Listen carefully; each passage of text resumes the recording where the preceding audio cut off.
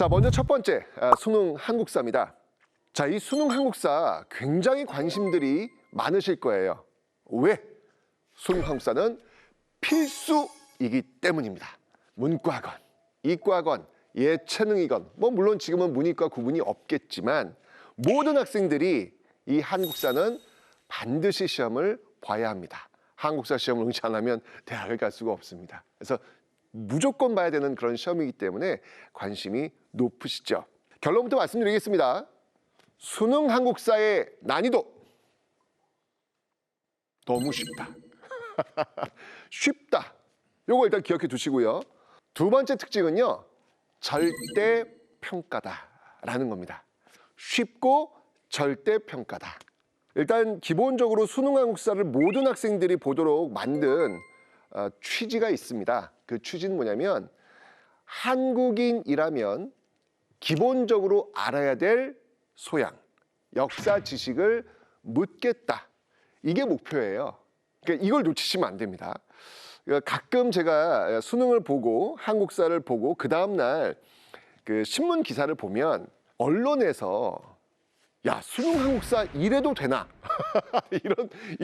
이런 기사들이 굉장히 많이 나와요. 근데 그거는 제가 볼 때 언론에서 이 수능 한국사의 본질이 무엇인지를 놓치고 계시는구나 라는 그런 생각이 들었습니다. 그 당시 이제 그 언론에서 나왔던 이야기가 뭐였냐면 이런 거예요. 이순신 장군을 모르는 사람이 도대체 우리나라에 어디 있겠습니까? 그죠? 이순신 장군을 딱 자료로 주고 딱 읽으면 이제 이순신 장군 나와요. 뭐 명량대첩, 시대에는 12척의 배가 있습니다. 딱 나온단 말이에요.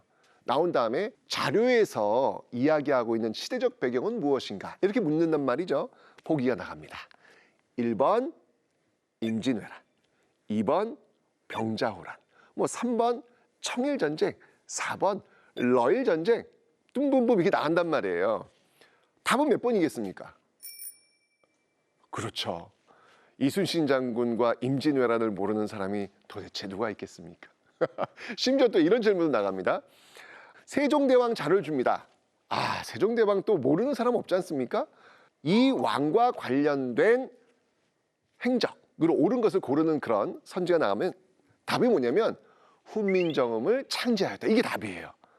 아니, 세종대왕이 훈민정음을 창제했다는 걸 모르는 사람이 있다고? 이걸 못 고른다고? 언론에서 아니, 고3 수능인데 이순신 임진왜란, 세종대왕 훈민정음 이게 답이라고? 라고 하면서 이제 고3 수능 한국사 이래도 되나? 뭐 이런 그런 헤드라인 기사가 많이 나옵니다.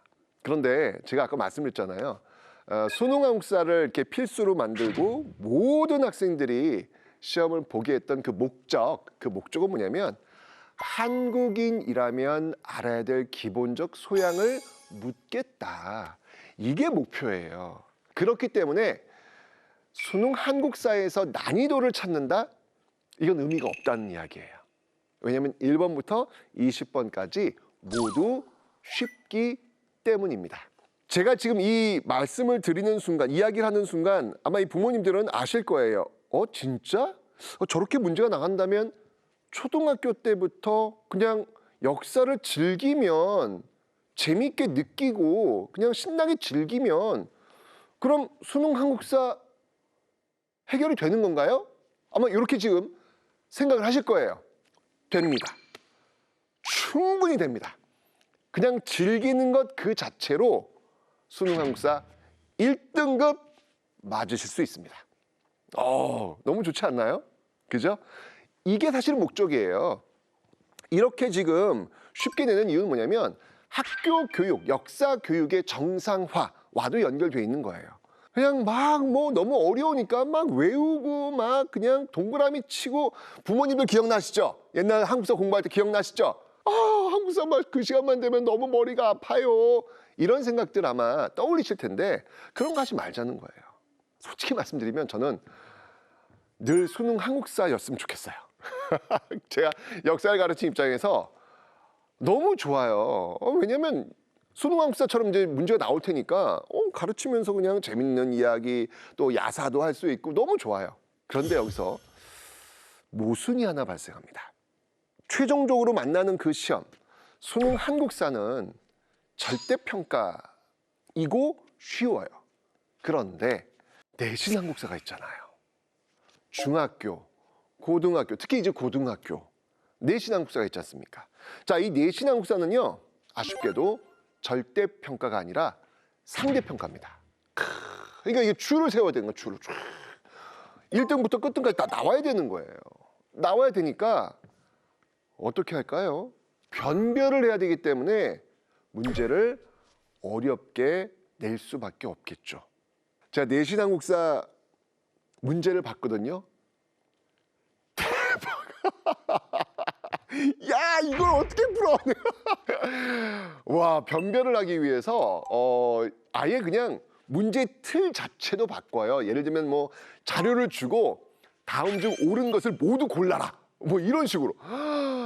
이건 역사 사실을 아는 것과 모르는 것의 그 차원이 아니라 문제의 틀 자체에서 그걸 다 골라야 되는 거예요. 다 골라내면 그걸 맞추려면 어떻게 해야 되겠어요? 다 일일이 또 옛날 부모님들이 공부했던 그런 방식으로밖에 공부할 수 없겠다라는 생각이 드는 것이죠. 그러면서 이제 이런 질문이 드실 거예요. 그럼 한국사 내신을 반영한 곳이 있나? 이런 질문을 하실 텐데 내신은요, 그냥 어떤 특정 과목만 가지고 반영하는 게 아니잖아요.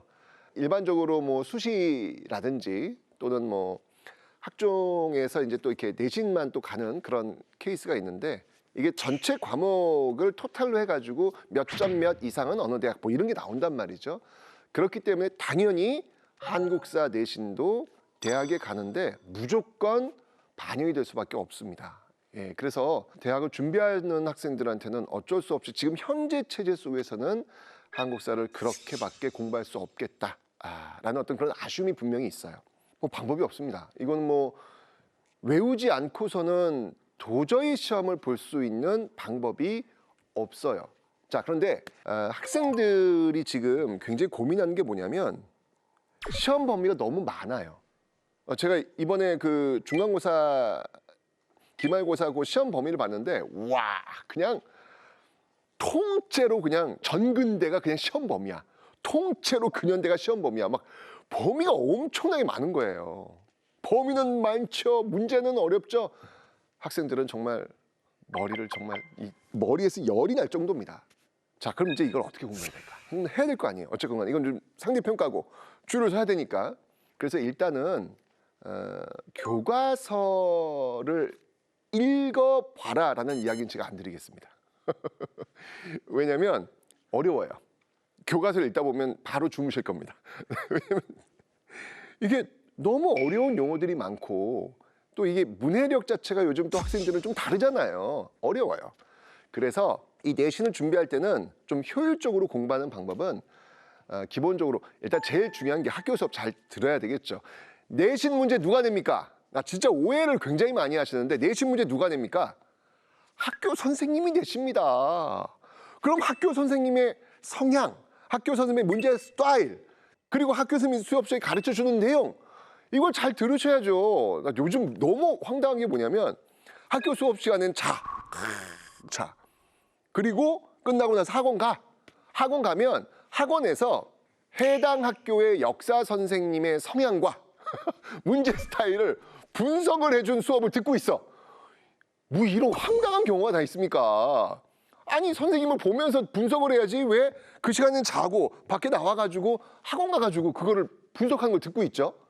선생님이 수업 시간에 이야기해 준 거 이거 중요해, 이거 나와, 그게 나오는 거예요. 그때 놓치지 말아야죠. 가장 중요한 겁니다. 이게 1단계고요.